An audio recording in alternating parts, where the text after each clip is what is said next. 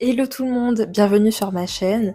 Aujourd'hui on se retrouve pour la partie 2 de la vidéo que j'avais faite il y a 2 ans ou 3 ans. C'était sur la vidéo comment avoir un ventre plat si tu n'es pas sportive. Du coup là c'est la suite, comment avoir un ventre plat rapidement. Petit disclaimer avant toute chose, quand je dis rapidement, il faut aussi rester réaliste. Quand je dis perdre du ventre, c'est peut-être 3 cm de tour de taille, voire quand même plus, jusqu'à 5, genre vraiment jusqu'à 5 cm, excusez-moi, en une semaine. Première astuce, c'est le jeûne intermittent. Je sais que quand les gens ils entendent jeûne, ils ont peur, ils se disent que oui, oh là là, je vais rester sans manger, je vais pas rester sans manger, mais là on parle bien du jeûne intermittent. Le jeûne intermittent, c'est vous allez manger dans la journée, mais à des heures bien précises. Le jeûne intermittent, ça peut très bien être ne pas manger le soir. D'ailleurs, si vous avez des problèmes de glycémie, ou d'ailleurs si vous êtes diabétique, franchement, par exemple, votre médecin, ne faites pas ça comme ça, parce que voilà, moi je suis pas médecin. Si vous savez que vous avez du mal à tenir la journée si vous ne mangez pas, ben je vous conseille de faire votre jeûne intermittent le soir, puisque on mange pour avoir de l'énergie et le soir on va dormir. Alors s'il y a un repas à sauter, ce serait celui du soir du coup. Admettons, vous avez mangé à 13h, vous avez pris votre déjeuner à 13h, et puis après, le reste, après 13h, vous mangez plus rien, allez, on va pas abuser quand même. Vous snackez à 16h, voilà, vous allez snacker à 16h. Après 16h, vous mangez plus rien jusqu'au lendemain matin. Du coup, ça fait... Là, si par exemple, la dernière chose que vous avez mangé, c'était à 16h, et que après vous preniez votre petit déjeuner vers 7-8 heures, ben là, vous avez fait votre jeûne intermittent. Et vous risquez d'être moins fatigué que si vous sautez le petit déjeuner par exemple, parce que je sais qu'il y a des gens, ils sont très sensibles au fait de sauter le petit déjeuner ou le déjeuner, ils sont grincheux ou sinon ils sont juste fatigués. Du coup, sauter le repas du soir, c'est peut-être une meilleure alternative. Ça va vous faire entre 15 et 16 heures de jeûne du coup. Ça c'est bien parce que ça va donner une pause à votre système digestif. Ce qui veut dire qu'il aura plus de temps pour digérer. Donc quand vous allez vous lever le matin, vous n'aurez peut-être pas cette sensation. Déjà, vous allez vous sentir plus léger en fait. C'est obligatoire, vous allez sentir la différence. J'ai un autre conseil, mais là c'est le conseil numéro 2, c'est que ça va énerver beaucoup de gens. Mais c'est un conseil aussi à appliquer évidemment dans le jeûne intermittent. C'est, alors, boire beaucoup d'eau. Oui, je sais que ça énerve les gens de m'entendre dire, enfin d'entendre les gens dire ça de manière générale. Oh quoi, t'as pas une belle peau, bois de l'eau. Quoi, t'as du poids à perdre, bois de l'eau. Quand je dis boire de l'eau, c'est pas juste s'hydrater, parce que je suis désolée, mais on est obligé, enfin on boit tous de l'eau, sauf si vraiment vous avez une très mauvaise hygiène de vie par rapport à ça, que vous buvez que des sodas ou pire, vous buvez rien de la journée. Quand je dis boire de l'eau, c'est vraiment boire des litres d'eau en fait. Attention, encore un petit disclaimer.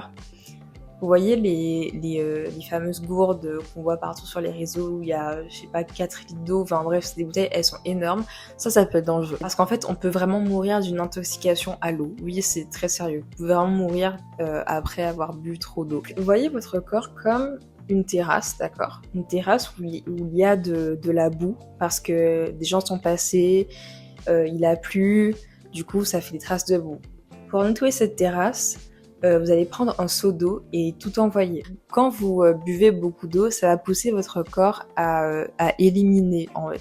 C'est simple, si là moi je me mets à boire je sais pas, 1 litre d'eau d'un coup, là comme ça je commence à boire 1 litre d'eau d'un coup, dans les minutes qui vont suivre, j'aurai envie d'aller faire pipi. Plus vous buvez et plus ça va pousser votre corps à éliminer. Dit éliminer, dit perte de poids. Bon, j'ai fait vraiment un gros raccourci, mais voilà, vous avez saisi l'idée. Troisième astuce, là encore, je sais qu'il y a des gens qui vont dire non mais Audrey, tu ne nous apprends rien là, mais il faut dormir suffisamment. Au moins, j'ai envie de dire 6 heures, en fait ça dépend des gens, mais minimum 6 heures. Je sais que 6 heures, ce sera pas assez pour certaines personnes. Moi je sais que 6 heures...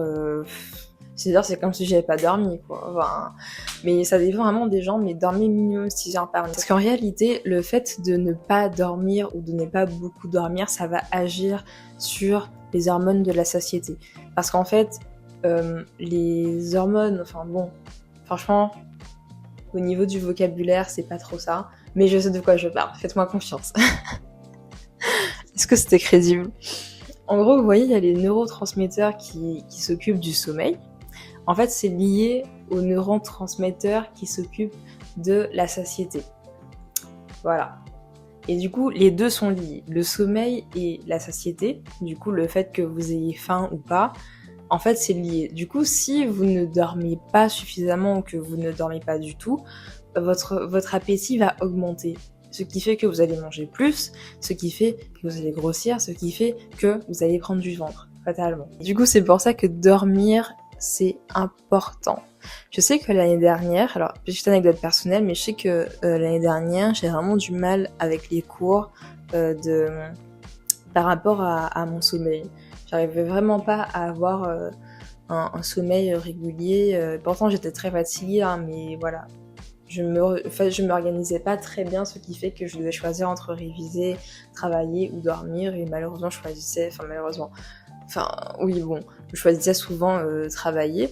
Et cette année, c'est le contraire. Franchement, cette année, je trouve que là, depuis septembre, mon sommeil est assez régulier. Oui, je raconte ma vie, voilà, mais c'est ma vidéo. Désolée. Du coup, dormir suffisamment, c'est très important. C'est des petits trucs que soit vous avez déjà entendu parler, mais en fait, c'est tellement simple que les gens ils se disent non, mais ça va pas changer. Mais parfois, il y a des petites habitudes, on s'en rend pas compte, et c'est à l'origine d'un problème.